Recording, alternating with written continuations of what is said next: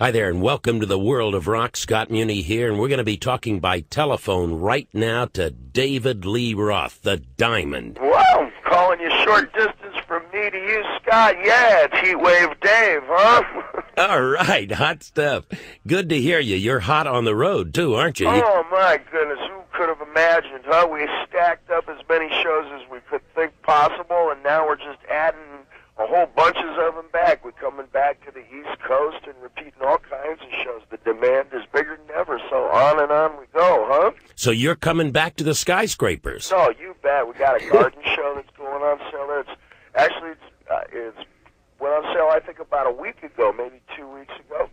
And we're finding this all over the United States, as well as in Europe and Japan and everything. You know, what we thought was a pretty full tour turns out to be only half full. You know, people are asking for it back, so wow. That's great. Fantastic. Hey, by the way, where are you calling from? Oh, I'm calling from Lake Charles, Louisiana. Oh, my Lord. Are you having a gumbo, a Creole gumbo right here? Oh, man, I'm jealous. Hot and peppery spicy stuff, and just you, me, and about 15,000 of our closest friends here tonight. I'm sitting in the hotel room.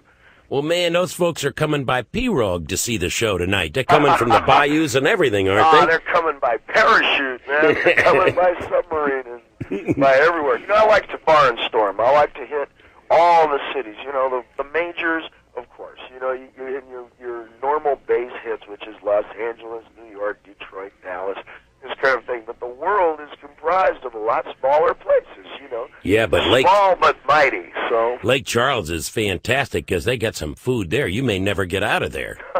They got some great food. There's a hit line and a hit song, Lake Charles, Louisiana.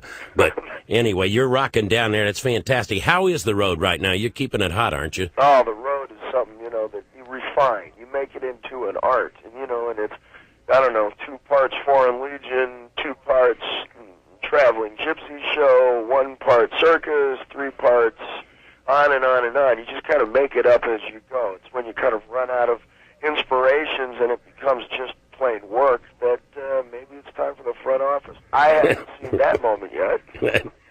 Hey, David Lee Roth, you do a little surfing on the show. You got a lot of water down there. Are you doing surfing in Lake Charles?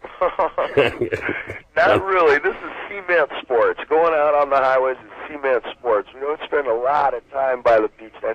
That's for the off time, you know. And this whole summer we're going to be traveling and touring and such. So you aim yourself. You know, I take my bicycle.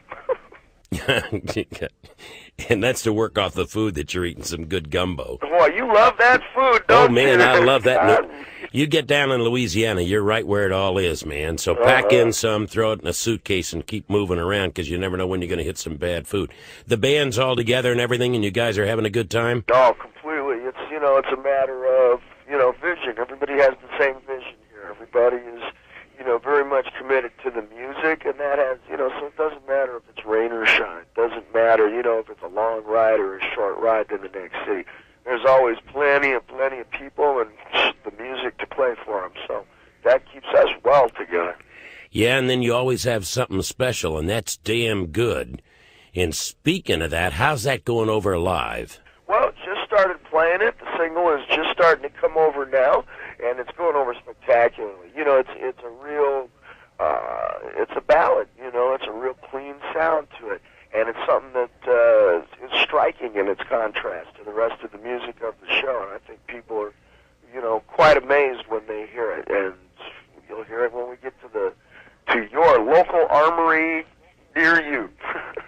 Well, Diamond Dave, I'll tell you the reason I asked you about that, because, you know, when it first came out, we talked about it, and I liked it, and I said I was glad you did a ballad, and you told me how many guitars were on there, how many, you know, it was really incredible. Well, you know, it sounds like one 12-string guitar, which, as, you know, a world-class traveling rock and roll act would be needlessly inexpensive and non-time-consuming. So actually there are 14 separate guitars on there, and some of them are recorded backwards, and some of them are recorded speeded up, and some are recorded slowed down, and on and on. And, you know, this is how you create hybrid sounds in the studio.